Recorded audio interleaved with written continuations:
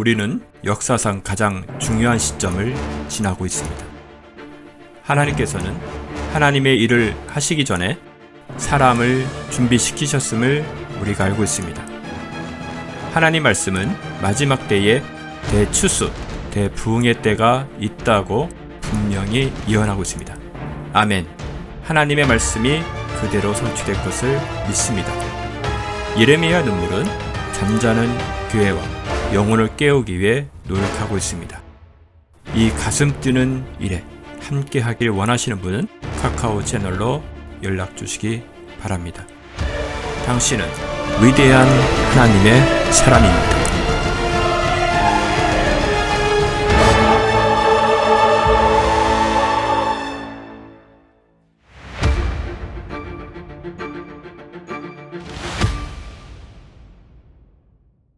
우리 출애굽기 26장 28절에서 30절입니다. 같이 28절부터 30절 다 같이 시작. 널판 중간에 있는 가운데 빗장은 이 끝에서 저 끝까지 미칠 것이니라. 너는 널판에 금을 입히고 빗장을 넣은 자리에 금고리를 만들어 그 빗장들에 금을 입힐지니라. 너는 산에서 내게 보여준 그 양식에 따라 성막을 세울지니라. 여러분, 같은 본문이지만 여러 시간 여러분들과 함께 하게 되네요. 요즘 우리가 다들 느끼는 감정들은 아마 비슷하리라 생각이 듭니다. 우리 성경은 이렇게 기록되어 있고 성경은 이걸 말하고 있는데, 누군가 여러분들과 함께 신앙생활을 하고 있고 교회를 다니는 분들과 이야기를 하다 보면 전혀 성경에서 말씀하고 있는 대로 믿는 것이 아닌 정말 다른 이해를 하고 있는 분들을 우리가 쉽사리 만나게 되지요. 같은 성경을 가지고 있지만 신앙의 이야기를 나누어 보면 또 너무나도 성경이 얘기하고 있는 신앙의 성향과 다른 그런 사람들을 만나게 될 것입니다. 그러나 이게 성경대로 보고 성경이 기록한 대로 믿고 성경이 기록한 대로 소망을 가지고 살아가고 있는 우리들에게는 그런 현상을 바라보면서 우리도 이제는 더욱더 하나님 말씀 안에서 굳게 서서 이게 말씀이 우리에게 알려주려고 하는 방향, 그 다음에 말씀이 주시는 소망을 그대로 우리가 답습해야 되겠다. 우리가 지금 이 시대를 살아가고 있지만 제가 금방 말씀하신 대로 성경이 말하고 있는 방향과 성경이 말씀하고 있는 소망을 그대로 내가 어떻게 하면 가질 수 있을까라는 이런 의문은 할 필요가 없는 것이, 성경에 기록된 사도들이 가졌던 믿음, 그들이 가지고 있었던 소망이 우리와 일치하면 여러분이 성경을 성경대로 그대로 잘 보고 있는 것이고, 사도들이 가지고 있었던 신앙 고백과 다르다면 내가 지금 뭔가 성경을 잘못 이해하고 또 다른 방향에서 내가 성경을 보고 있구나, 이렇게 생각을 하시면 되겠습니다. 쉽게 말해서 하나님께서 우리 신앙을 점검하는 데 충분히 사도들의 삶과 그들의 신앙 고백을 통해서 우리가 충분히 검증할 수 있도록, 점검할 수 있도록 하나님께서 성경에 기록해 두었다라는 이야기가 되는 것입니다.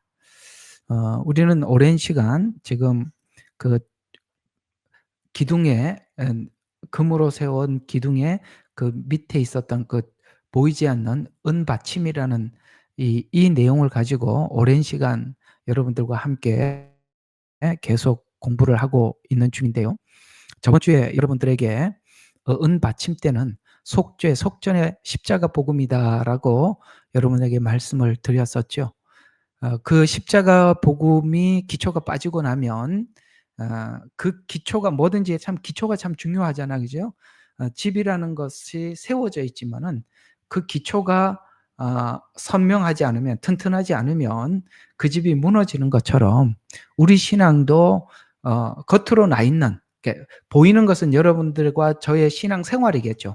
어떤 생활들이겠지만, 그러나 신앙 생활을 하는 원인이 뭐냐, 기초가 뭐냐, 그 원인, 곧 원인이 되는 기초가 다른 것이 들어와 버리면 내가 지금 아무리 하나님 앞에 행함, 곧 이 보이는 집이, 건축물이 서 있다고 하더라도 그 기초가 무엇이냐에 따라서 나중에 바람이 불고 창수가 나면 무너지게 될 것이고, 반석 위에 오직 십자가 복음, 여러분 반석이라는 것은 여러 돌이 아니라 한 큰 돌을 이야기하는 것입니다. 거기는 다른 이유가 없다는 거예요. 예수님을 믿는 다른 이유가 없다는 것입니다. 오직 예수 그리스도를 믿는 믿음 위에만 집이 서 있다면 바람이 불고 창수가 나고 7년 환란이 다가오든지 내 생애에 어떤 환란이 다가오더라도 무너지지 않을 것이고, 만약에 모래 위에 여러 가지 다른 이유, 그 기초가 예수님 십자가 복음이 아니라면 우리는 반드시 무너질 수밖에 없다라고 말씀하고 있는 것이 바로 반석 위에 세운 집과 모래 위에 세운 집의 비유가 의미하는 것입니다. 그래서 우리가 십자가 복음의 기초가 빠지면 자연스럽게 그 기초가 다른 게 들어오게 돼 있다는 것이죠. 그래서 성도 개개인도 십자가 복음을 듣고 십자가를 지고 가지 않고 쉽게, 우리가 트럭에 싣고 간다는가, 쉽게 십자가를 지고 가려고 한다면 여러 가지 방법을 제시할 것인데, 그 제시해 놓은 것이 우리가 오늘 살펴볼 다른 신학들, 다른 기초들, 그런 것들을 우리가 생각해 보도록 하겠습니다. 그래서 오늘 이 그림은 참 중요한 단서를 가져다 주는 거죠. 안 보여줘도 되겠죠. 하도 많이 봐서 이제 여러분들 머리 기억 속에 있으리라 생각을 하고, 자, 계속 보도록 하겠습니다. 자, 모퉁이의 은 받침대는 그러니까 서로 연결됨을 의미하는데, 널판의 밑부분은 두 촉으로 되어 있고 코너 부분은 좀 특이하게 이 둘이 같이 이렇게 만나서 따로 이렇게 벌어지지 않고 떨어지지 않도록 그렇게 이 코너스톤이라 그러죠. 모퉁이 돌, 예수님이 모퉁이 돌이라고 표현을 하고 있는데, 그 부분은 은 받침대를 만들어서 그 두 촉이 각각 하나씩 끼우게 되어 있는데, 이제 총 이게 48개 그렇게 하니까 96개다. 이거는 여러분들 이쪽에 20개, 이쪽에 20개, 이쪽에 8개니까 맞지요? 이쪽 이렇게 하면은, 자, 이거 계산은 그냥 지나갑시다. 이거 할 시간 없어요. 자, 그리고 모퉁이는 벌어지지 않도록 서로 겹쳐서 세우게 이렇게 되어 있다. 그래야만이 넘어지지 않으니까. 요게 뭐냐면, 한쪽은 이방인을 의미하고 하나는 유대인을 의미해서 유대인과 이방인의 사이에 예수님께서 모퉁이 돌이 되시고, 오늘 여기 넘어지지 않도록 둘을 연결하는 연결점이 되어서 요렇게 맞물려 있다는 것이죠. 이게 아무것도 아닌 것 같지만 지금 보니까 이게 너무 중요한 그림이었다라는 것을 우리가 확인을 하고 오랫동안 여러분들과 함께 이 말씀을 나누고 있는 것입니다. 자, 쉽게 말해서 이런 이야기가 되죠. 구약 없이 신약을 이해할 수 없고 믿을 수 없다고 저번 주 말씀을 드렸습니다. 연결된 것을 자꾸 이렇게 그 신학의 발전, 오늘 한번 쭉 보도록 할 건데요. 이 신학의 발전사들을 보면, 이 발전도 아니죠. 이상하게 발전해 갔는데요. 이게 보면은 거기에 가장 오늘 이 그림이 말해주고 있는 이스라엘은 없어지고 교회만 남게 만들었다는 거예요. 근데 이 교회는 우리가 지금 이해하고 있는 이런 교회가 아니라, 신학의 발전사들을 쭉 보게 되면 그 중세 시대 때 교회 그러면은 카톨릭이었어요. 천주교였단 말이에요. 그러니까 천주교가 중심이 되어서 신학은 흘러내려왔고, 지금 현재 개신교라고 하는, 그러니까 개신교라고 표현하고 있는 오늘 우리 같은 교회들도 칼빈과 루터, 그러니까 칼빈을 중심으로 장로교회가 시작이 되잖아요. 그래서 이렇게 시작되었던 이 칼빈을 중심으로 시작했던 이 장로교나 이런 지금 성결교나 감리교나 순복음이나 우리가 이제 이해하고 있는 대로 그쪽이에요. 침례교는 약간 성격이 다른 거니까 제가 이렇게 빼놓은 겁니다.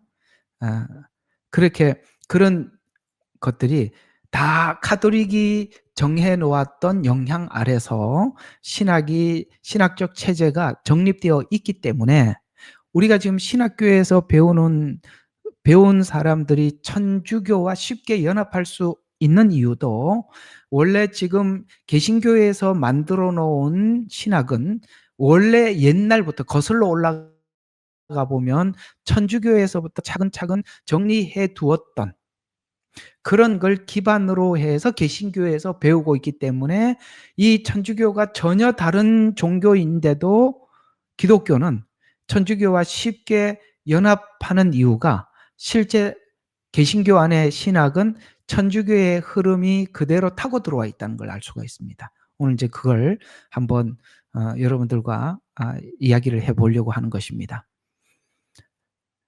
그렇게 하려면 이 교회만 남게 되는데 여기 이제 교회를 이런 표현을 할 때 여러분 이 교회는 우리가 지금 이해하고 있는 이 개신교회가 아니라 이 개신교는 어디에서 내려왔다고요? 천주교의 신학을 타고 내려왔다라는 차원에서 교회라고 표현할 때는 중세는 천주교를 포함하는 것입니다. 여기서 교회라고 이야기하는 것은 천주교를 뺀 지금 현재 교회 이렇게 이해하지 마시고 오늘 설명만큼은 교회라고 이렇게 표현을 할 때는 천주교 더하기 개신교 이렇게 같이 포함해서 좀 들어주셔야 됩니다. 자꾸 그렇다고 해서 천주교다고 말할 수도 없고 이렇게 말할 수도 없으니까 그냥 교회 이렇게 오늘만큼은 좀 그렇게 여러분들이 이해를 해 주시면 좋겠습니다.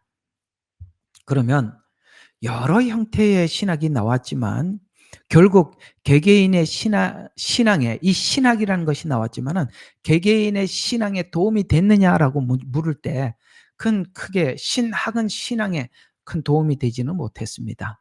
자, 그러면 이 신학이 뭐냐? 이제 이 단어부터 좀 정리를 해보면 신이라는 말은 여기 말하는 신은 우리 한자로 보면은 신에 관한 신에 대한 이런 뜻이에요. 신 그러니까 뭐 하나님 뭐 이렇게 신 아셨죠? 학은 뭐냐면 학문이라는 거야. 신에 대한 학문이다 이렇게 해가지고 신학이라 이렇게 표현하는 것입니다. 원래는 뭐 여기에 또 다른 의미를 담을 수도 있지만 우리가 최소한 우리 대한민국 사람들이 이 신학 이럴 때는 신에 대한 학문 이런 뜻 이렇게 이해를 하면 되는데 그러면 이 신학이라는 것을 신을 중심으로서 학문을 만들 것이냐 아니면 학을 중심으로 신을 정리할 것이냐에 따라서 이 정리 자체가 많이 다르다는 거예요. 무슨 뜻이냐면 학을 중심으로 신을 정리를 하면 인간의 이성과 판단, 사고 체계를 중심으로 해서 신을 정리해 둔 것이에요. 이걸 이렇게 되면 이건 여러분들이 들으면은 듣자마자 무슨 생각이 이거는 이게 상당히 문제가 많겠구나 이런 생각이 들지요. 근데 우리가 신학교에서 배우는 것은 신을 중심으로서 학을 만든 게 아니라 원래는 이렇게 신학을 공포할 때는 신을 중심으로 학을 정리한다라고 이렇게 나와 있어요. 아이고 이해가 가요? 원래 신학이라는 말이 나올 때는 신을 중심으로 성경이 말씀하시는 대로 학문을 정리해 두겠다. 이렇게 나와 있다고요. 처음에는. 그러니까 이게 처음에 사람들이 그 기초를 가지고 공포할 때는 아무에게도 거부감이 없도록 공포를 한 거다 보니까 학을 중심으로 이성을 중심으로 해서 하나님을 정리하겠다면 누가 그 신학을 수용하려고 하겠어요? 다 거부하죠. 여러분 만약에 인간이 신을 정리하겠다 그러면 여러분들이 배우고 싶은 마음이 하나도 없죠. 어떻게 하나님을 우리 머릿속에 담을 수 있어요? 담을 수 없지요. 그런데 원래 신학이라는 말이 나올 때는 신을 중심으로 해서 학문을 만들겠다고 했기 때문에 사람들이 공감을 해준 거예요. 그래서 몇 가지 원칙을 쭉 세워놨는데 그런 원칙은 처음에 할 때만 세워놨지 다 무너졌어요. 그러니까 그런 걸 보고 믿지 말라는 거예요. 아시겠습니까? 사람들이 항상 처음에 이야기할 때는 거부감 없이 이야기해. WCC, WEA, NCCK 이런 거 만들 때 누가 거부되는 말을 가지고 기초를 세우겠어요? 아닙니다. 모두 다 공감할 수 있도록 사람들에게 간판은 좋은 이름을 쓰지요. 맛있는 집, 뭐 이렇게 쓰지요.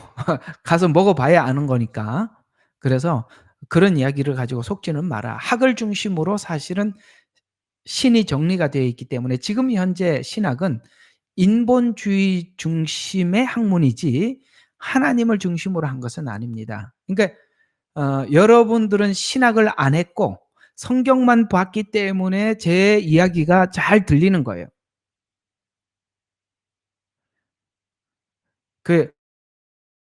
또 신학을 한 사람들 중에서도 이건 아닌데라고 생각했기 때문에 제 이야기예요. 저는 신을 중심으로 학을 설명하는 거고 신학은 학을 중심으로 신을 설명하는 거예요.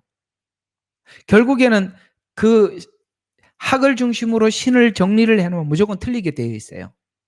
아무리 저명한 학자를 중심으로 해도 틀리게 되어 있다 이 말입니다. 안 되게 되어 있단 말이에요. 돼 있단 말이에요. 자, 그러면 왜 이렇게 학을 중심으로 신을 만드느냐? 이게 이런 작업을 에덴 동산에서 하와에게 처음부터 사단은 그 작업을 하나님의 말씀을 변개하고 변형시키는 작업을 했지요. 자, 신이 뭡니까? 하나님의 말씀 신이에요. 아까 신학 들었죠? 신이 뭐죠? 선악과를 먹지 말라. 먹는 날에는 죽으리라. 이게 원칙이라는 거예요. 여기서는 더 이상 학이 들어오면 안 되는 거예요. 그냥 하나님이 먹지 말라 그랬으면 네. 먹는 날에는 죽으리라. 네. 그러니까 먹지 말라 그랬으면 토를 달지 말고 예, 알겠습니다. 먹는 날에는 죽으리라. 왜 죽어요? 묻지 말고 알겠습니다. 이렇게 되면 되는데 왜 먹지 말라고 했지? 이게 먹으면 왜 죽어야 되는 거지? 이렇게 이제 들어가는 게 학이라 이 말이에요. 왜? 그래서 하나님의 말씀을 이제 이 하와가 인간이 생각할 수 있는 말을 자꾸 바꿔서 묻지요. 먹지 말라 하더냐? 이렇게 묻죠. 우리 인간은 먹지 말라 그러면 네 이렇게 하면 되는데 어느 날 왜 먹지 말라고 했지? 이런 생각을 한단 말이에요. 그걸 파고 들어온 거란 말이에요. 그래서 먹지 말라 하더냐? 가뜩이나 나도 좀 그런 생각은 했는데 그래 먹지 말라고 했어. 왜 그랬지? 이렇게 이제 사단에게 물어본 거예요. 아니야.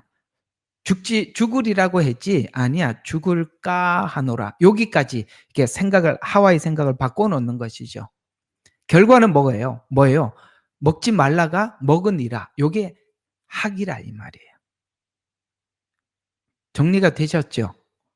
사람이 이렇게 하나님을 정리해 놓으면 묻게 되고 묻는 말에 인간의 머리로 정리를 해 놓으면 엉뚱한 결과가 나온다 이 말이에요.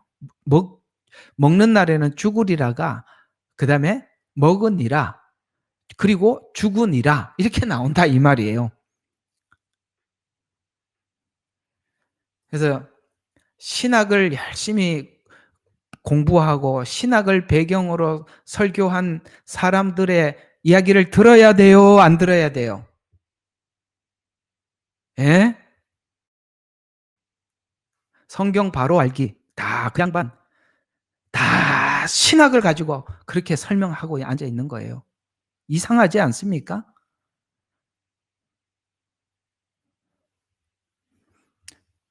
보면은 알아요. 저분이 성경을 가지고 말을 하는지 어떤 신학을 배경으로 지금 뭘 떠드는지 들어보면 저는 다 알아요. 그러니까 그런 겁니다. 예. 자, 계속 봅시다. 그래서 인간의 이성을 중심으로 시작한 신학의 발전사를 우리가 한번 볼 필요가 있어요. 지금 우리 왜 이렇게 성경은 이렇게 말을 하는데 왜 사람들은 전혀 성경과 다른 이야기를 할까? 오랜 역사를 통해서 신학이 엄청나게 많이 변질되었기 때문에 그럽니다. 자, 그러면 그 가장 기초가 무엇부터 뺐느냐? 무엇부터 오늘 여기 두 촉이 있다 그래서 신약과 구약, 유대인과 이방인 아시겠어요? 신약과 구약, 유대인과 이방인 요게 기초란 말이에요. 요게 빼버리고 나면 수많은 신학이 등장하게 되니 그 기초가 다른 기초가 된단 말이에요. 그중에 가장 먼저 빼야 될 게 뭐냐면 바로 이 대체 신학입니다. 이 대체 신학. 이게 뭐냐면 대체 신학이 가장 먼저 등장하기 시작했는데 그 배경이 우리가 왜 대체 신학이 왜 이렇게 대체 신학을 기준으로 천주교가 오랫동안 울고 먹었고 개신교는 이 대체 신학을 보지도 못하고 그 천주교가 정리해둔 이 대체 신학 아래 지금 현재 이런 신학이 정립이 됐느냐. 자, 볼 필요가 있어요. 그래서 우리가 이런 과거에 이렇게 변질되었던 과정들을 그냥 이렇게 우리가 몰라도 되는 게 아니라 필연적으로 추적해 볼 필요가 있어요. 자, 이 콘스탄틴 대제, 여러분 아시죠? 기독교를 국교화시켰던 사람입니다. 272년부터 337년이니까 약 65년 정도 이렇게 황제의 자리에서 아주 길게 했던 사람입니다. 근데 그가 이제 그 재임 기간 중, 그러니까 313년에 밀라노 칙령에 의해서 기독교가 공인되었으니까 콘스탄틴 대제가 재임하는 그 시기겠죠. 313년이니까. 그래서 기독교를 공인하면서 이 공인을 해놓고 보니까 가만히 관찰을 해보니까 신흥 종교는 기독교가 신흥 종교로 그때 등장을 했는데 가만히 보니까 유대교는 옛날부터 오랫동안 내려온 걸 본 거예요. 이해가 가죠? 신흥 종교로는 기독교가 생겨났고 과거부터는 이미 그러니까 유대교가 있었다는 것을 보았는데 이 기독교는 전 세계적으로 퍼져나가고 있는데 유대교는 굉장히 민족주의가 더 강화되어서 이 도리어 로마 제국 내에서 정치적 위협, 그러니까 정치적으로 위협을 줄 수 있는 존재로 이렇게 간주하기 시작했어요. 이 로마에서. 이해가 가시죠? 그래서 굉장히 이 유대교, 그러니까 기독교보다 유대교 때문에 이들은 굉장히 정치적으로 위협을 받았었어요. 그래서 이제 어떻게 생각하기 시작했냐면은 기독교는 이제 이 로마가 더 강화된 로마로 만들기 위해서 기독교인들은 로마 신화와 이렇게 연합을 시켜서 정치적 세력화를 하려고 했고 이 유대교는 전혀 이렇게 반항 세력들이다 보니까 이들은 이렇게 지워버리려고 이렇게 했단 말이에요. 그러니까 유대교와 천주교를 같이 본 게 아니라 이 둘을 나누어서 봤는데 보니까 기독교는 이용 가치가 있어요. 정치적으로. 그래서 수용하기로 했고 유대교는 버리기로 결정을 했다 이 말이에요. 같이 이렇게 묶어두지 않았다 이런 이야기가 되는 것입니다. 그래서 간주해서 유대인들에게 예수님을, 그래서 그때부터 유대인들에게 뭔가를 정당한 어떤 뭔가를 이렇게 굴레를 뒤집어 씌워야 될 거 아니겠습니까? 그때부터 이제 나온 이야기가 우리가 흔히 기독교에서도 아직도 그 잔재가 기독교에 그대로 남아있는 것 중에 하나가 뭐냐면 이런 겁니다. 유대인들에게 예수님을 십자가에 죽인 책임을 지워요. 저들은 예수님을 십자가에 못 박아 죽인 아주 악한 민족으로 이렇게 책임을 지워서 모든 사람들에게 이게 반유대적 분위기를 만들어서 유대인들의 관습인 안식일, 유월절 이런 것을 금지시키면서 기독교 기초가 되는 유대인, 곧 유대인들을 지우니까 자연스럽게 뭐를 보지 못하게 만드느냐면 구약을 보지 못하게 해요. 근데 여러분들도 아마 그런 게 느껴질 거예요. 화요일에 이렇게 성경 공부를 제가 모세오경을 중심으로 해서 복음과 연결을 시켜서 여러분들에게 말씀을 드려보면 이 구약에 있는 모세오경이 이 신약에 있는 복음과 전혀 다르지 않는 같은 내용이라는 걸 계속 연결시켜서 참 신비롭지 않아요? 그런데 유대교를 지우는 바람에 자연스럽게 구약에 대해서 사람들이 이렇게 보지 않게 되고 그 자연스럽게 지워지는 바람에 복음이 신약만 남았대요. 교회만 남았단 말이에요. 신약은 교회 시대니까. 교회에만 남아있는 바람에 구약에서부터 흘러왔던 하나님께서 말씀하셨던 율법이 주는 왜 복음이 필요한지를 율법이 설명해 주고 있는데 그 율법의 설명 없이 복음만 쥐다 보니까 뭐가 없어요. 이 복음의 가치는 율법 안에서 복음이 가치가 있어지는 건데 이 가치가 율법 없이 서다 보니까 기초가 없이 섰어요. 그래서 이 은혜가 교회에서 방종의 은혜로 잘못 설명이 됐단 말이에요. 이해가 가시죠? 만약에 율법을 잘 설명을 해서 은혜를 설명을 했더라면 오늘 이 기독교인들이 굉장히 반듯할 텐데 반듯하지 않는다는 게 이상하잖아요. 이 은혜라는 이 말을 아주 이상하게 자기 마음대로 막 쓰더라는 거예요. 그래서 예수를 잘 믿는다고 하는데 은혜는 있다고 하는데 은혜는 언제 써먹냐? 왜 이렇게 우리가 뭘 잘못하고 용서를 안 하면 왜 이렇게 은혜 없이 살아? 이런 데만 은혜를 쓰더라는 거예요. 완전히 은혜라는 이 개념 자체가 율법 없이 혼자 남다 보니까 마음대로 흔들리는 거예요. 유대교의 언약의 흐름, 그래서 그래야만이 예언이 보인단 말이에요.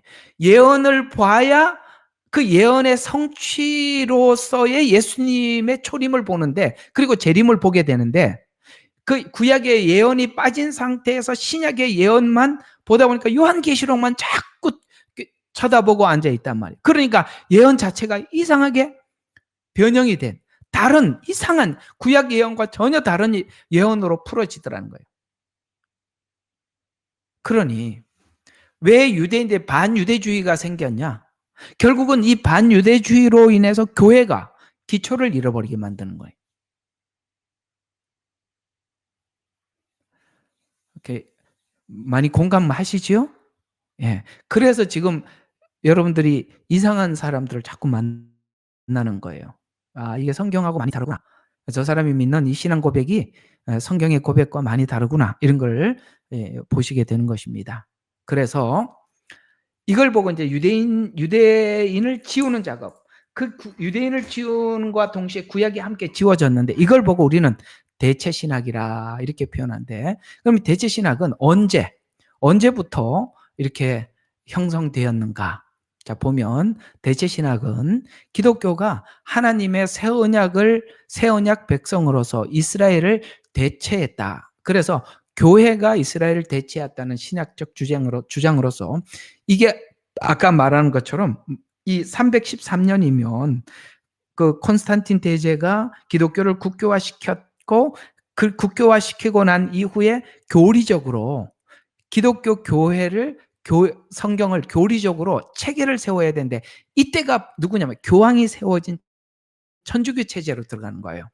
그때 신학이 세워졌는데 그때 그 오리겐, 아마 이 오리겐이라고 하면 여러분들이 들어본 신학자일 거예요. 그러니까 평신도라고 할지라도 많이 들어본 이야기예요. 사실은 이 평신도라는 말 자체도 천주교에서 나오는 어떤 신분을 나누기 위해서 만들어 놓은 거예요. 원래는 이 평신도라는 말은 천주교에서 나온 말입니다. 원래 교회는 평신도라는 말 자체가 없어요. 그냥 성도라 이렇게 이야기를 하는 겁니다. 참 이런 용어들도 우리가 입에 배워서 그렇지 문제가 많은 겁니다. 자, 어쨌든 그래서 그 당시에 이렇게 교부들이라고 하면은 이때 교부들이 3, 4세기에 그 신학을 체계화시키기 위해서 많은 사람들의 인물이 있었는데 오리겐, 그다음에 아우구스티누스, 이게 영어는 그래서 저는 영어를 못합니다. 그래서 이런 사람들이 이 대체 신학 사상을 발전시킨 사람들, 이 사람뿐만 아니라 그때 지금 신학을 체계화시킨 것을 지금도 배우고 있어요. 놀랍죠? 그걸 칼빈이 이걸 바꿔놓은 게 아니에요. 그대로 이게 개신교에서도 이들이 가지고 있는. 그래서 지금도 가보면 신학교 가면 오리겐이 말하기를, 누가 말하기, 이게 다 교부들이 이름이 신학 서적에 나온단 말이에요. 그럼 이 교부라 하면 이 사람들은 누구냐? 교부는 초대교회 지도자예요. 그리고 또 신학자로서 기독교 신앙의 체계를 정립하고 교리를 세우고 성경을 해석하고 그다음에 이단에 대한 변증을 만들고 교리를 확립하고 그다음에 신학적 논쟁 등을 통해서 초대 기독교 정체성을 확립한, 그래서 우리가 그 시대를 보고 교부 시대라라고 표현을 하는 것입니다. 저는 정말 여러분 신학하는 거 저는 신학교 학장이었지만 정말 저는 신학하는 거 반대하는 사람입니다. 신학하려고 할 마음이 있으시면 이 저녁 때마다 제 강의 듣는 게 1000번, 10,000번 낫습니다. 예, 여기도 신학교입니다. 그렇게 생각하시고 들으면 됩니다. 저희들은 신학교입니다. 다른 데는 학신이고 우리는 신학입니다.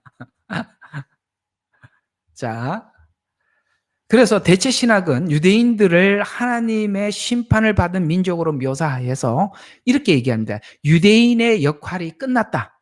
여러분 성경 바로 알기 하시는 그분도 똑같은 이야기예요. 이게 다 교부 신학에서 나온 이야기예요. 그분이 한번 그렇게 하더라고요. 유대인들의 역할은 끝났다고. 그러니까 다 신학을 기준으로 해서 그런 그 뭡니까? 이렇게 얘기를 하고 있는 걸 우리가 알 수 있습니다. 그래서 그렇게 주장을 해서 유대교와 기독교를 사이를 단절시킴으로 인해서 구약과 신약의 연결고리를 끊어놨죠. 이게 이제 목적입니다. 구약과 신약의 연결이 돼야 되는데 이게 연결고리가 끊어졌어요. 자, 구약과 신약이 어떻게 연결됐다고 제가 여러분들에게 말씀드렸죠. 우리가 옛날에 했던 말씀들을 여러분들이 다시 한번 되새겨서, 자, 말라기가 뭐라고 끝났다고 그랬습니까? 하나님 우리를 어떻게 사랑했습니까? 하나님이 내가 너희를 사랑했다 그랬더니 이스라엘 백성들이 하나님께서 우리를 어떻게 사랑했습니까? 라는 요렇게 이제 끝났다 그랬죠. 이렇게 끝났는 것을 요 대답을 요한복음 3장 16절에 이렇게 딱 걸어줬다 그랬죠. 하나님이 세상을 이처럼 사랑하사 독생자를 주셨으니. 어때요? 구약과 신약이 끊어졌어요? 이렇게 딱 연결됐죠.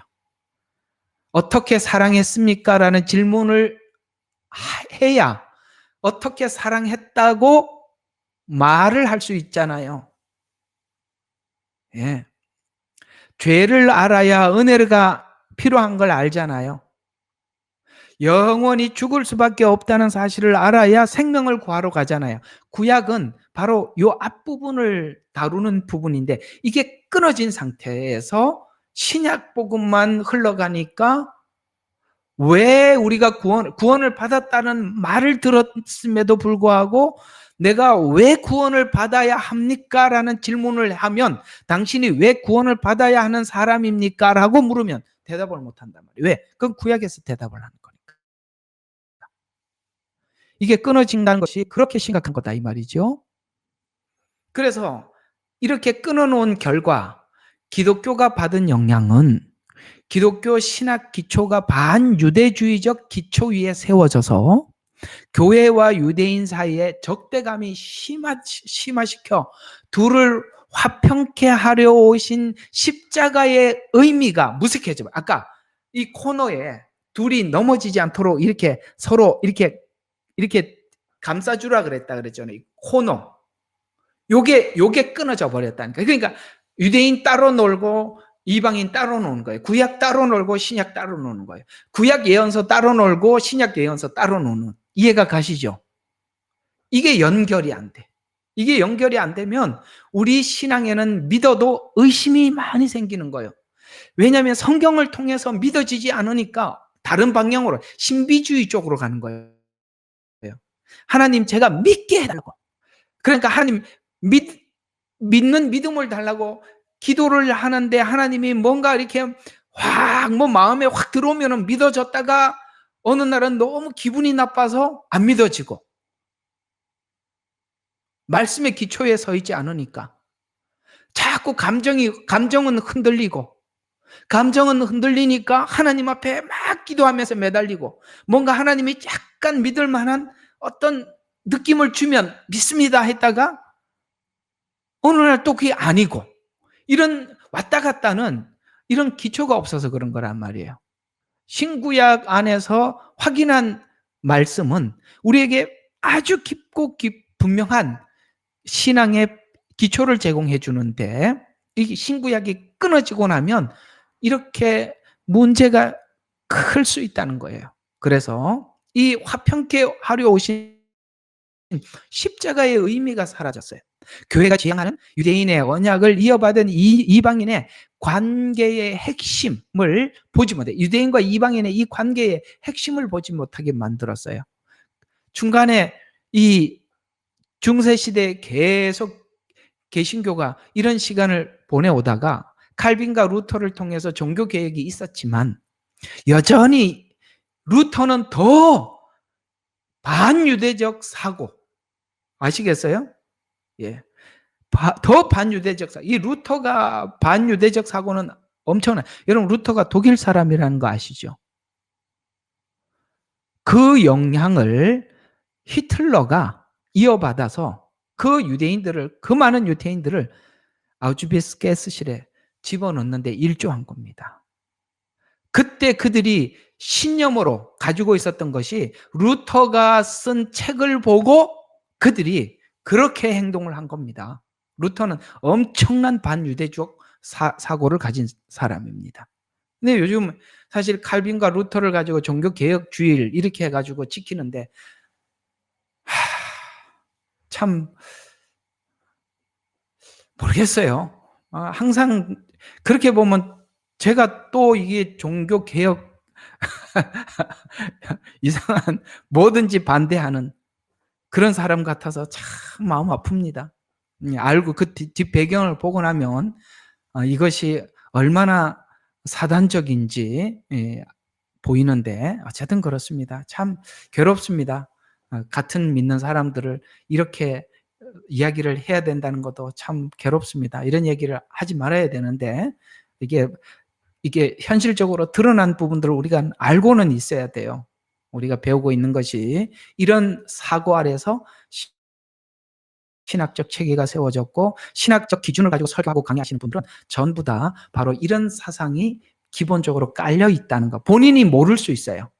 왜냐하면 학교에서 배운 대로 하다 보니까. 그래서 반유대주의적 사고 아래 종교개혁이 일어났고, 이 문제는 여전히 칼빈을 중심으로 한 장로교 똑같죠. 그 정신은.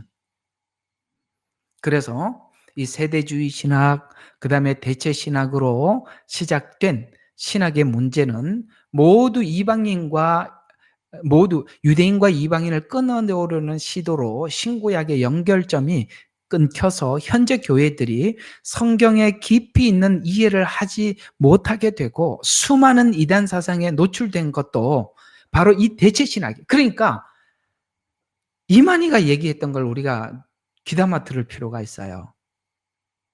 자기가 메시아라는 거예요. 근데 왜 그렇게 생각하느냐? 왜 사람들이 왜 질문을 안 할게? 그 사람들 답변할 거 준비해 갖고 자기가 그런 얘기할 거 아닙니까? 그 사람이 얘기한 게 기가 막힙니다. 천주교가 타락해서 개신교가 종교 개혁을 일으켰다는 거예요. 근데 지금 개신교가 타락했기 때문에 신천지가 대체한다는 거야. 대체 신학이라는 거예요, 자기들도. 봐라, 천주교가 타락했기 때문에 기독교가 대체했듯이 기독교가 타락했기 때문에 신천지가 대체했다는 거예요. 그럼 신천지가 타락하고 나면 또 누가 대체하죠? 그럼 하나님 교회도 그럴걸요? 아니야. 이만희 말고 우리가 진짜야. 자기가 대체. 그래갖고 자기가 예수라고 이야기하는 많은 사람들이 이 대체 신학을 꺼내서 봐라, 교회 다 타락했잖냐, 이렇게 얘기를 한단 말이에요. 대체 신학은 계속 대체 신학을 계속 만들어내는 거예요. 그러나 구약에 있는 이 이스라엘은 변함없는 이스라엘이에요. 그걸 그대로 뒀더라면 이런 대체 신학, 이런 이단들이 나오는 것을 금방 이야기를 하고 지적을 했을 텐데, 이 대체 신학을 교회가 그대로 가져왔으니 교회가 타락, 그 사람들 그러면서도 떳떳하게 신천지가 대체됐다고 아주 당당하게 이야기하고 있어요. 어쨌든 그렇습니다. 그래서 세대주의 신학과 대체 신학으로 해석을 아주 어지럽게 만들어 놨어요. 이게 어지러워야 되거든요. 그래야 자유주의 신학이 나오는 발판이 만들어지는 거예요. 이런 기조가 기초적으로 없어서 자유주의 신학이 나오면 누가 그걸 수용하겠어요? 그러니까 이렇게 어지럽게 만들어 놓고 그 다음 단계가 자유주의 신학이 딱 나오는 거예요. 쉽지요? 자유주의 신학 나오자, 만약에 그때 바로 이 자유주의 신학으로 갔더라면 사람들 다 알아차렸을 텐데, 이렇게 어지럽게 만들어놨기 때문에 자유주의 신학이. 그래서 이 자유주의 신학을 기반으로 이제 어떤 단체들이 등장하기 시작하는 게 WCC, NCCK, WEA 이런 단체들이 등장하게 되어서 이런 모든 이게 WCC나 ACCK, NCCK나 WEA는 다 자유주의 신학 아래에서 하나가 되어 가고 있습니다. 자기들은 아니라고 뭐 보수 신학 장난치지 마세요. 예? 사람들 정말 이렇게 눈 가리고 아웅하듯이 거짓말하고 있는 거지. 예? 어디다가 너무 나쁜 사람들이에요. 하는 짓을 보면 다 보이는데도 아닌 척 아니라고 뭘 아니에요.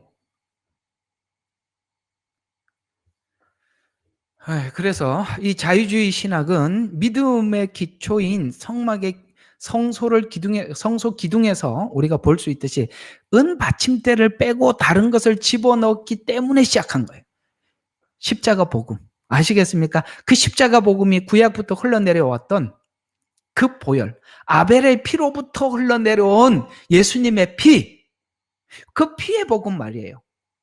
속전, 우리를 위해서 대신 죽으신 이게 빠진 바람에 다른 기초를 넣기 시작했는데 이로 인해서 얼마나 많은 문제가 등장하게 되었는지 상상을 초월하는.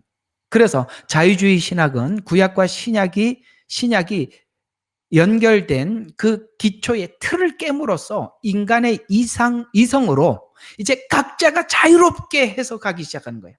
자유롭게. 마음껏 성경을 해석해라. 자, 여기 있는 이름대로 부르면은 여러분의 이름 하나 한 사람, 여러분들 마음껏 성경 해석하세요. 이렇게 된 거예요. 마음껏. 틀이 깨졌단 말이에요. 십자가 복음이라는 틀이 깨져버렸단 말이죠. 그래서 여러 가지 성경 해석 기법이 등장하기 시작했어요. 기법. 그러니까 마음대로 해석을 하니까 기적을 기적 그대로 믿지 않으니까 기적을 이제 막 해석하기 시작하는데 여러분 사람이 아까 학이 신을 정리하기 시작하면 자유주의 신학의 도로를 깔아주는 아스팔트를 깔아주는 거고 그 깔아준 기조 위에 이제 마음껏 막 달리기 시작하는 거예요. 그래서 성경에 나오는 여러 가지 성경을 해석하는 기법이 나오기 시작하는데 그게 바로 기적은 상징이다 라고 이렇게 기적을 상징으로 해석하기 시작했어요. 그래서 자 이게 얼마나 이제 어디까지 막 가는지 한번 보면 이렇게까지 갔단 말이죠. 기적이 역사적 사실보다는 영적 윤리 교훈을 전달하기 위해서 상징성을 가지고 있다. 이건 기적 자체가 아니라 기적을 기록한 것은 그 기적을 통해서 상징적 의미를 전달하려고 하는 것이지 기적 자체는 아니다.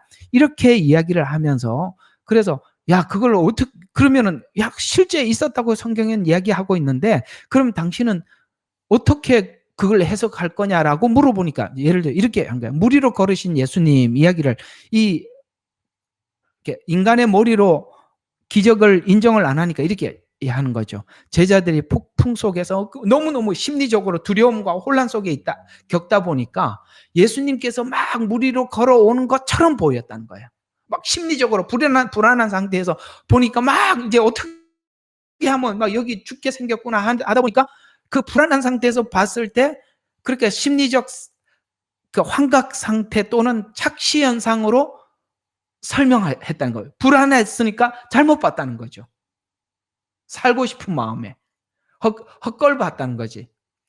그렇게 그래서 예수님이 실제로 무리로 걸으신 것이 아니라 얕은 물가에서 저쪽에 멀리서 모래 위에 제일 위에서 이렇게 걸어가고 있었는데 여기서 착시 현상으로 보니까 꼭 무리로 걷는 것처럼 그렇게 보였다는 거예요. 이게 어쨌든 이게 사람 머리로 이제 풀면 이렇게 기적은 인정은 못 하겠고 이렇게 푸는 거죠.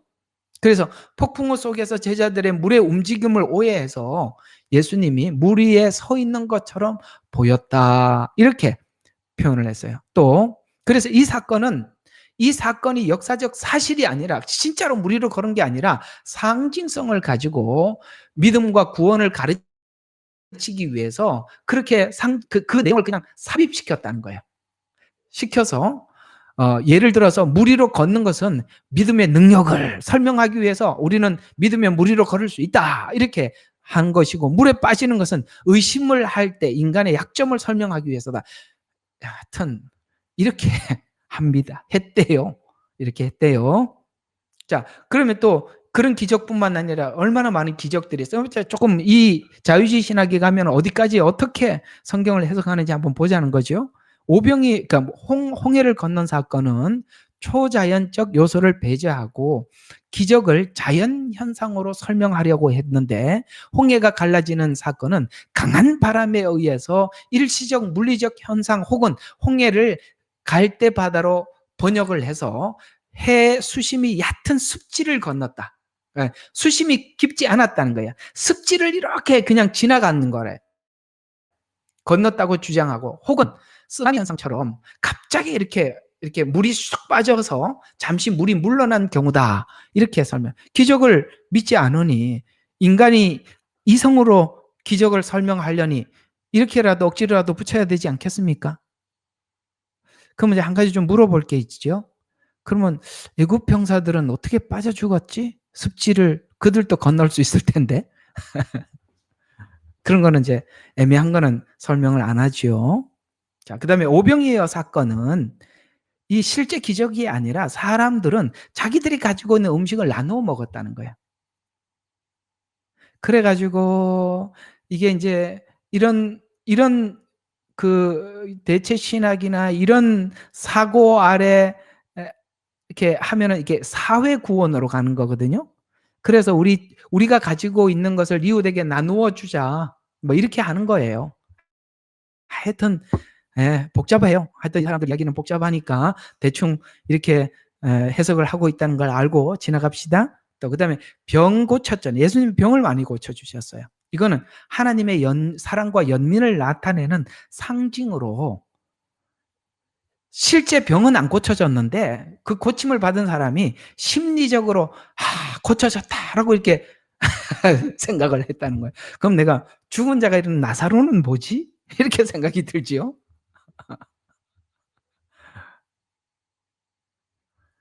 그럼 이제 기적 중에 여러분 성경에 나타나고 있는 수많은 기적은 어디로 가는 거냐? 부활을 설명하기 위해서 기적은 앞에 그 부활은 가장 놀라운 기적이거든요. 예수님의 부활을 말이죠. 그걸 위해서 앞에 기적을 표현했는데 이 부활에 와서 너무 이렇게 이걸 또 어떻게 설명을 해야 되나? 이 사람들은 뭐든지 만들어내니까 어떻게 만들어냈나 봅시다. 이 부활을 제자들이 예수님의 가르침에 감동을 받아서 느낀 내적 영적 부활로 해석해요. 실제 부활이 아니라 영적 부활로 해석을 해서 예수님은 실제 죽은 게 아니라 기절을 했다는 거죠. 그랬다가 기절을 했는데 3일 뒤에 이렇게 일어나 보니까 이제 무덤에서 일어나고 그냥 나왔다는 거죠. 그러면 성경이 말하고 있는 뭐죠? 물과 피까지 쏟아 주셨다고 그러는데, 그다음에 죽은 자에게, 그렇죠? 창을 찔려서 물까지 쏟았다고 하는데 그건 또 뭐라고 설명을 해야 되나? 참 난처해졌어요. 두 번째, 도난설. 예수님께서 십자가에 죽으시고 난 3일 후에 부활하신다고 하시니까 제자들이 그걸 실천하기 위해서 시신을 훔쳐갔다는 거예요.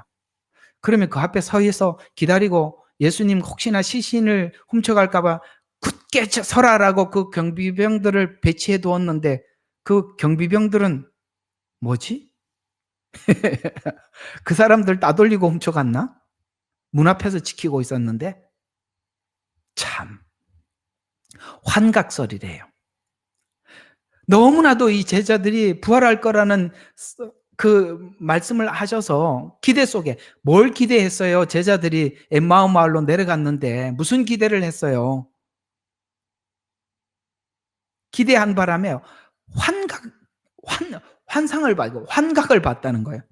그러면 이 500명 형제들 가운데도 보여줬다는데 이 500명도 환각 상태에 빠졌던 건가? 역으로 질문을 하는 겁니다. 또 전설설이래요. 이거는 뭐냐면 제자들에 의해서 과장된 신화로, 신화적 전설이란.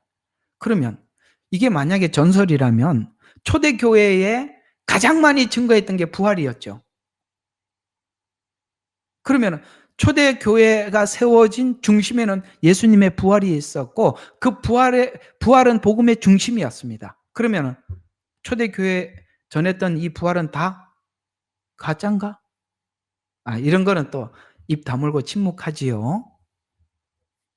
이게 뭐냐? 왜 이렇게 하느냐, 사단이. 아까 말했죠. 먹지 말라, 먹는 날에는 죽으리라.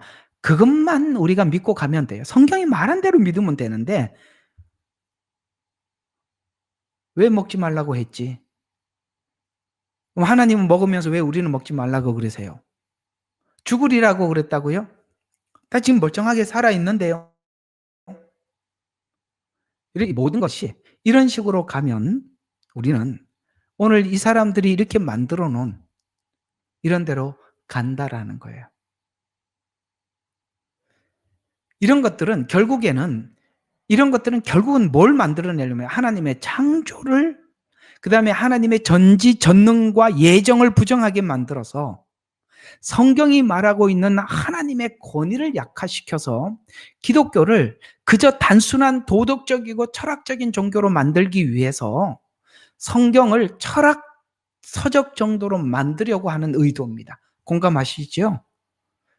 그저 성경에서 말씀하고 있는 이 안에 있는 하나님께서 나에게 주시는 자꾸 이렇게 하나님의 말씀 전체를 파악하려고 하는 게 아니라 하나님이 나에게 주는 말씀만 자꾸 받으려고 하는, 이게요 참 나중에 굉장히 편협해져 간다는 걸 아셔야 됩니다. 성경 전체를 자꾸 창세기를 가지고 계시록과 연결을 시키고 복음서와 연결을 시키고 다른 서신하고 계속 성경은 이렇게 연결이 되어 있다는 걸 계속 확인을 하기 위해서 성경을 주신 것이지, 여기 있는 단편적인 메시지만, 내게 주시는 메시지만 찾아 골라 얻기 위해서 성경을 준 게 아니에요. 근데 자꾸 우리는 거기에 머물게 만든단 말이에요. 그러면 언젠가 나도 모르게 성경 전체를 보는 안목이 사라져요. 성경을 믿는 것은, 우리가 하나님을, 성경을 믿는다는 것은 하나님의 창조의 능력과 구원의 능력이 하나님의 사랑과 공의 안에서 준비된 하나님의 예정임을 믿는 것입니다. 거기에 인간이 이해할 수 없는 전능이 있어서 거기에 기적이 있고 창조가 있는 거예요. 병고침이 있고 부활이 있고 죽은 자가 살아남이 있는 것이죠. 이것이 성경이 우리에게 말씀하고자 하는 하나님께서 전하고 싶은 메시지. 이런 메시지들을 지우기 위해서 이 자유주의신학에 인간이 마음껏 해석하게 만들어서 인간의 그 단편적인 머릿속에서 나온 수많은 내용들을 모두 다 공유하게 만들어서 성경의 권위는 하나님의 권위인데 그 권위를 완전히 말살시켜서 이 책을 단순한 불교에 있는 불경이나 무슬림이 가지고 있는 코란 정도의 수준으로 다운시켜서 그 순간 하나님은 그저 여러 신 중에 한 신이 될 뿐 유일한 하나님이 아니라 하느님을 만들어가고 있다는 거예요. 복수형으로. 천지에는 하나님의 신비로운 예정이 있고 전능에는 하나님이 상상할 수 없는 하나님의 신적 개입이 있었는데, 이 말을 성경을 통해 하지 않으면 성경은 세상 철학과 같은 책이 됩니다. 우리가 이걸 하나님 앞에 끊임없이 선포하고 우리가 그걸 믿고 하나님께서 앞으로 하실 일들에 대해서 소망을 가지고 하나님이 바라보고 있는, 우리가 지금 현실적으로는 아니지만 하나님은 하나님이시기에 그 일을 이루시는 하나님임을 우리가 믿고 소망 가운데 주님을 바라보는 것이 오늘 신자들이 바라보고 있는 하나님의 목적지를 바라보는 소망의 믿음이란 말이에요. 이걸 이거는 끊임없이 하나님 되심, 그 안에 기적이 있고 하나님의 능력이 있고 예정이 있고 이걸 우리가 함께 나누면서 그 미래에 이루실 것을 기대하고 있는 것이죠. 이것이 자유주의 신학이 들어오면서 싹 사라져버린 거예요.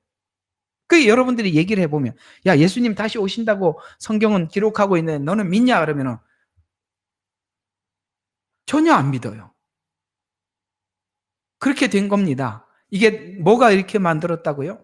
이런 신학들이 자연스럽게 사람을 그렇게 바꿔놓는 것입니다. 그래서 성경의 권위는 곧 악의 권위를 세우는데 절대성을 줘. 그래서 이 악한 이 신학이 등장하면서 이 신학이 가지고 있는 하나님의 권위를 자기들이 인간이 가져온 거예요. 사단이 가져온 거예요. 그래서 사람을 자기 마음대로 부리도록 만들어요. 요걸 사단이 쓴 방법을 그대로 도입해서 이 신학들이 쫙 나왔어요. 그걸 굉장히 많이 여러 군데서 볼 수 있어요. 오늘은 시간이 걸리더라도 거기까지 가야 돼요. 한번 계속 봅시다. 그래서 이런 사고 아래 하나님의 권위를 사람이 가져오게 해서 이 하나님의 절대성을 사람이 가지고 해서 이런 이성적 사고를 기반으로 해서 성경의 형태의 신학이 등장하여서 공산신학이 나온 과정을 보면, 그래서 공산화가 된 거예요. 여러분, 공산주의도 성경에서 나온 겁니다. 그래서 마치 하나님의 권위를 그 독재자들이 그대로 가져요. 여러분, 북한에 탈북한 분들이 한국 교회에 와서 찬송가를 부르다가 너무 놀란 게 뭐냐면 그 찬송가에 나와 있는 하나님이라는 이름이 전부 다 김일성이만 딱 들어가 있고 내용은 똑같으라는 거예요. 그게 뭐죠? 하나님의 권위를 이 악의 권세들이 가지고 간 거예요. 그래서 이성적 사고를 기반으로 여러 형태의 신학이 등장해서 공산신학이 나온 과정을 보면 성경에 있는 그 권위를, 악의 권위를 세우는데 그 절대성을 두는 거예요. 아, 하나님이 이렇게 절대자가 된 것처럼 인간이 그 독재자가 절대자로 그 권위에 두어서 성경을 이렇게 해석하더라는 거예요. 처음부터 우리가 출애굽 사건은 전부 다 죄와 사망 가운데 사단의 노예에서 묶여있던 우리들을 끄집어내서 하나님의 백성으로 삼기 위한 전 과정을 설명한 게 출애굽기라는 거 우리가 알고 있잖아요. 그렇게 이해를 하고 있죠. 죄와 사망의 영적 설명을 실제적 역사를 통해서 설명하기 위한 게 출애굽기라는 거 우리는 그렇게 알고 있는데, 이걸 그렇게 모르면, 그렇게 믿지 않으면 이런 사람들인데 그렇게 속는다 이 말이에요. 이 사람들은 어떻게 출애굽기를 해석하느냐면은 우리가 구원이 뭐냐라고 물으면 이렇게 이야기합니다. 바로로부터 탈출하는 건데 그 바로로부터 탈출한다는 것은 지주들, 자본가들, 그걸 이제 바로와 같은 존재로 이렇게 설정을 해놓는 거예요. 너희들은 그 아래 노예가 아니냐, 종이 아니냐, 그 종으로부터 탈출하는 것이 그게 구원이다. 이렇게 설명을 해줘. 그런데 그때 옛날에 종로를 타던 사람들이 들어보니까 솔깃하거든요. 이게 성경이 말하는 출애굽이라는 거예요. 그 일을 우리가 하자라고 선동을 해서 바로를 지주라고 자본가들이라고 설정을 해놓고 그들의 억압으로부터 자유를 얻자라고 이렇게 자유선언을 공포해서 무지한 백성들이 백성들을 선동해서 정권을 탈취해서 공산주의 체제를 만든 후 자기가 하나님처럼 권위를 가지게 만들어 놓고 김정은이처럼 말이죠. 그래서 세워지게 한 후에 자신들은 마치 하나님 대접을 받듯이 권위를 높여놓고 성경은 읽지 못하게, 왜냐하면 성경을 다시 보기 시작하면 들통이 나니까. 그래서 성경을 가지고 접근을 했다 나중에 성경을 다 뺏어버리는 거예요. 여러분, 공산사회는 성경을 보면 큰일 나는 거예요. 성경은 빛이기 때문에 자기들이 속인 게 다 드러난단 말이에요. 그러니까 성경을 못 보게 하는 거거든요. 그래서 성경을 다시 읽지 못하도록 빼앗아 완전히 어둠 속에 갇혀버리게 만드는 거예요. 공감하시지요? 이해가 가십니까? 예. 이게 다 자유주의 신학 안에서 공산주의가 나왔다는 거예요. 그래서 복음이 아닌 복음들, 유사한 복음들, 복음을 빙자한 다른 방향을 지향하는 거짓 복음들, 성경은 얼마든지 이 복음에 대한 정확한 이해를 하지 못하면 다른 복음이나 유사한 복음이나 다른 방향을 지향하는 복음에 속을 수 있다는 거예요. 그래서 이렇게 성경 공부가 중요하다는 거예요. 그래서 신자들의 마음이 잠시라도 다른 곳을 향한다면 수많은 함정들이 기다리고, 왜냐하면 너무 많은 가짜 복음들이 아주 여러 가지 형태로 나와 있기 때문에 그런 것입니다. 그래서 지금들이 등장한 신학들이 바로 해방신학, 신정통주의, 페미니스트 신학, 번영신학, 관점신학, 다원주의 신학, 실존신학, 신비주의 신학, 여기까지 좀 할 거예요. 이 신학들을 한번 좀 봅시다. 이렇게 막 신학들을 막 만들어요. 자유주의 신학 아래서 해방신학이 나왔어요. 이건 마르크스주의와 결합된 가난과 억압으로부터 자유가 등장하여서 공산신학, 그리고 앞에 조금 전에 설명한 거, 이게 바로 해방신학에서 나온 거예요. 여러분, 해방신학에서 이제 앞에다 덧붙이면 많은 것이 해방인데, 여성들이여 남편으로부터 해방하라. 미국의 뉴욕의 자유의 여신상이 여성의 해방을 지금도 손 높여 기다리고 있습니다. 그래서 여자들이 집에서 나오는 순간 쾌락 문화가 판을 치고, 남자들은 술집에 가고, 애들은 게임에 빠지고, 사회 기초 질서가 다 무너지게 만들어요. 여성 해방. 여기에 해방신학이 한 개만 나온 게 아니라 여러 가지 해방신학이 나온단 말이에요. 노동 해방신학, 그래요. 노동자여, 자본가로부터 자유를 얻어라.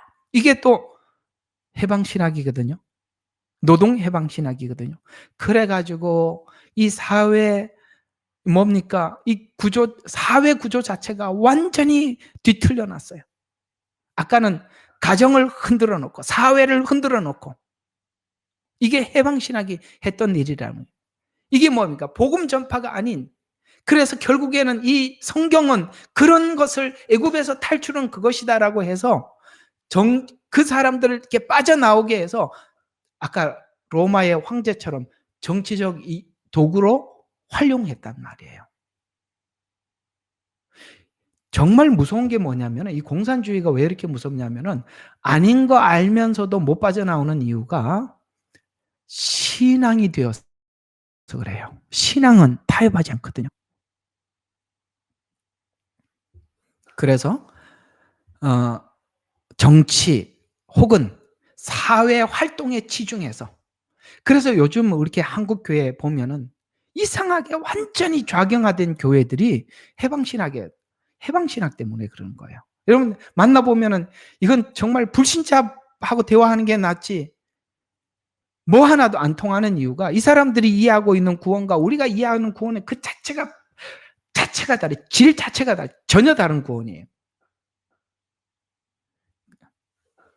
그래서 사회활동에 치중해서 특정 이념이나 정당을 지지해서 평등한 사회, 곧 이 마르크스의 영향으로 영혼 구원이 아닌 사회 구원으로 변질되었다는 거예요. 예. 이런 목사가 그런 이야기를 합니다. 교회는 영혼 구원을 위해서 하나님 세우신 거 아닙니까? 목사님이 영혼 구원을 위해서 일하셔야죠. 그랬더니 가만히 한참 생각하시더니 영혼 구원도 있긴 있죠. 내가 이제 거기서 더 이상 할 말이 없어요. 영혼 구원도 있답니다. 그게 전부가 아니라 있긴 있답니다. 그게. 그 사람이 이야기는 뭐 구원이, 이해하고 있는 구원은 사회 구원이에요.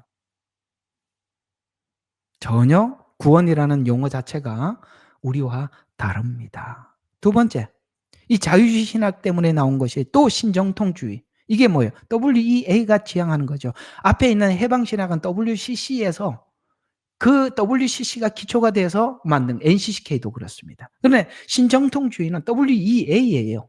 자, 이게 뭐냐면 이 사람들은 번역에나 말씀에 오류가 있다고 주장을 해요. 성경 번역이나 근데 말씀에 오류가 있다. 주장해서 성경의 권위를 약화시켜 우리가 개개인이 마음껏 해석을 하고 주석을 하는 거에 대해서 그 개인들이 알아서 마음껏 해석하라는 거예요. 그런데 마음대로 해석해도 되는데 교회 왜 와요? 그냥 집에서 성경 보고 기도하면서 하나님이 알려주는 대로 예, 기도하는데 이게 그렇다 그러면 예, 알겠습니다. 그러면 되죠. 그 말로 설교 들어요. 성경 읽다가 기도하면 다 알려주시는데 또 그런 사람들이 또 꼭 물어보면 그래요. 사람인데 배울 필요 없이 성령이 다 가르쳐 준다고 했으니 자기는 가르쳐 주고 있대요. 그래서 한번 설명해보라 그러면은 이건 어디 가서 쓰레기장에서 주워온 건지 이거 어디서 주워온 건지 이상하게 갖다 붙여가지고 말이죠. 그러면 하나님이 일하시는 방식은 하나님의 종을 세우시고 그 양떼들을 돌보시는 이 자체 체계는 무너지는 겁니다.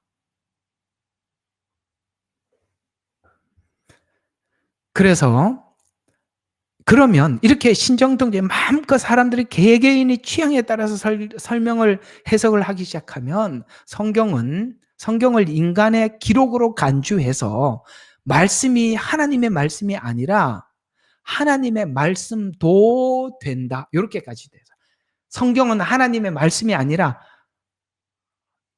하나님 말씀도 된다. 이거 어디 에덴 동산에서 봤던 거 똑같죠. 죽을까 하노라. 말씀도 된다. 여기까지 온 겁니다. 좀 있으면 이제 먹는 것만 남았어요. 선악과 먹는 것만 남았습니다. 하나님 말씀도 된다고 하니까 표를 받으면 구원을 받지 못한다라고 하는 말이 거기에 얼마든지 자유를 얻죠. 말씀도 되는데 말씀의 권위가 없는데 그렇게 말씀도 된다고 생각하는 사람들인데 표 받아서 구원 못 받냐? 예수 믿으면 구원 받는다고. 나는 이미 예수 믿어서 표 받아 아무 상관없어. 이 말에 왜 사람들이 그걸 쉽게 용납하느냐? 바로 이런 성경의 해석에서 나온 거예요. 나도 모르게 이렇게 물이 들어있는 거예요. 그 다음 페미니스트 신학은 이건 참 나온 기가 막히는 신학이죠. 남성과 중심적, 그러니까 생리적 성이 아니라 그러니까 타고난 성이 아니라 자기가 원하는 성이 있다는 거야.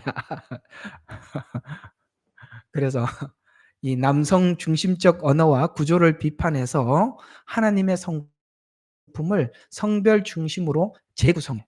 그래서 하나님을 어머니로 부르거나 그 다음에 성평등을 틀에서 성경의 해석에도 남녀를 구별하려고 하는데 남녀 구별과 차이에 관한 내용을 그 시대적 산물로 이해. 그래서 그때 그랬다는 거야. 그 당시에 이런 견해가 있었다는 거예요.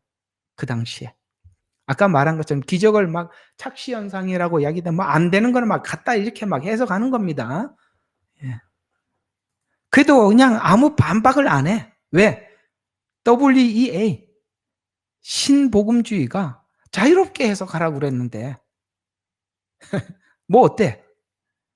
아시겠습니까? 이렇게 우리로 하여금 성경의 권위와 기초를 무너뜨려 놓으면 이렇게 가는 겁니다. 아무렇지도 않는 겁니다. 번영신학이 나왔어요. 이건 뭡니까? 내가 축복을 받은 증거, 외형적 증거가 하나님께 사랑받는 증거다는 거야. 건강한 거, 내 아들이 잘 되는 거, 남들은 속든 말든 내가 돈을 많이 번 거. 이 무슬림 이 사람들이 가지고 있는 사상이 이 번영신학이 그대로 묻어 있어요.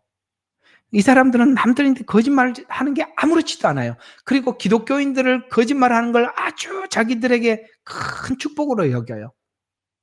이교도를 속여서 자기들이 자기 신 알라가 복을 줬다는 거예요.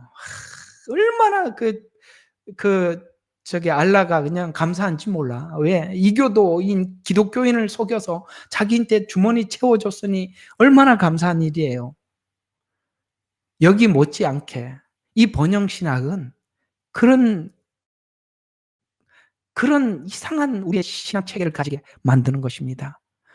믿음을 물질 축복과 건강과 성공으로 인간의 본질적인 욕구를 충족시키는 신학이다라고 그렇게 믿게 만들어요. 또 관점 신학이라는 게 있어서 성경을 지역, 시대적 맥락에서 재해석해서 과거 사건으로 묶어버리는 거예요. 그래서 요한계시록은 그 시대에 있었던 네로 이야기라는 거예요. 관점 신학이에요. 그 과거형이지 또 이게 재현되지 않는다는 거예요. 이거 옛날 이야기고 지금 오는 건 없다는 거예요. 이해가 가시죠? 왜 사람들이 구약을 기초로 해서 성경을 기초로 해서 지금 해석하지 않는지 아시겠어요? 그 이스라엘 백성들이 포로로 잡혀가기 직전의 분위기와 마지막 7년의 분위기를 이렇게 연결시키지 않는 이유가 관점 신학이기 때문에. 왜? 그거는 그 당시의 지역, 그 시대적 맥락에서 과거 사건이니까. 그러면 성경이 말하고 있잖아요. 예수 그리스도는 어제나 오늘이나 영원토록 동일하다는 이거는 또 뭐라고 얘기해요? 그런 거는 애매한 거는 해석을 절대 안 하죠. 이렇게 성경을 보고 있는 사람들은 자기하고 불리한 이야기는 절대 설교 안 합니다. 그 다음, 다원주의 신학이래요. 그러니까 이미 절대 권위가 무너져 있는 상태에서는 절대 진리를 거부하게 돼 있어요.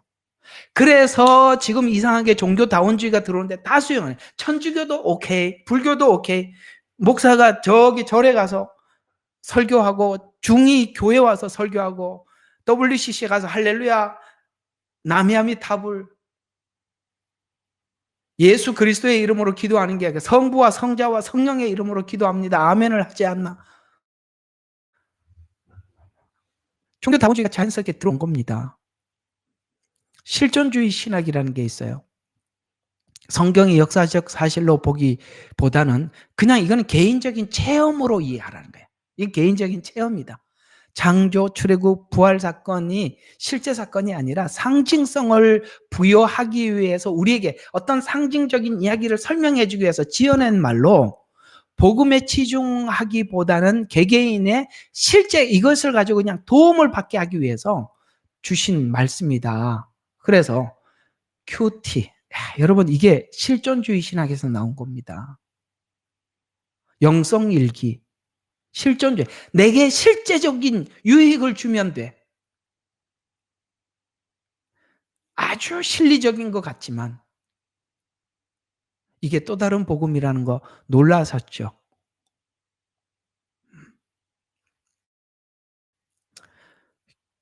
큐티 열심히 하시는 분들은 항상 내가 이야기하면은 뭐라고 그러시더라고요. 세월 지나보세요. 자, 신비주의 신학. 이건 뭐죠? 영적 체험과 직관과 하나님 주시는 딱 지금 주는 직통 계시. 그 다음에 내가 영적으로 막 이렇게 체험했던 거. 그 다음에 개개인이 주신 계시를 중심으로 성경을 봐요. 내가 본 걸 가지고 성경을 보려고 그래요. 그래서 성경 이 텍스트, 하나님 변함없는 말씀보다는 개인 체험을 우선시해서 개인의 직통 계시에 집중하게 만들어서 성경의 권위보다는 자기가 직접 보고 듣는 것에 대해서 그걸 기준으로 성경을 열어가려고 하는. 그건 자기에게 유익이 될 수 있어요. 제가 그런 거는 없다라고 얘기하는 게 아니에요. 그러나 그건 자기에게 유익한 걸로 아멘이에요. 그러나 그것이 성경처럼 보편화될 수는 없어요. 꼭 이렇게 보면 성경은 안 보고 누가 많이 보고 계속 계시를 받고 그 사람 얘기만 계속 들으려고 하는 분들이 계세요. 신비주의 신학에서 온 겁니다.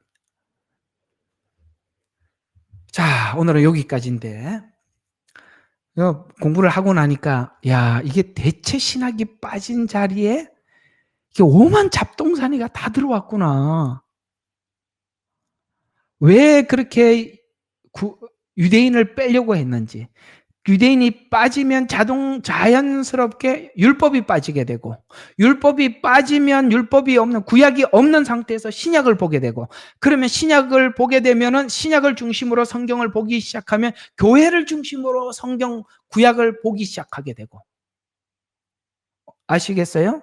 그러면 구약에서 설명하고 있는 공과 이런 맥을 다 놓쳐버리고 마음껏 해석해. 출애굽이 무슨 자본가로부터 탈출이다 뭐 이렇게 얘기해도 그런갑다 이렇게 생각해요. 영적 하나님의 원리를 전혀 모르게 되면 무슨 말을 해도 신천지 가도 아멘, 하나님 교회 가도 아멘 이렇게 되는 거예요.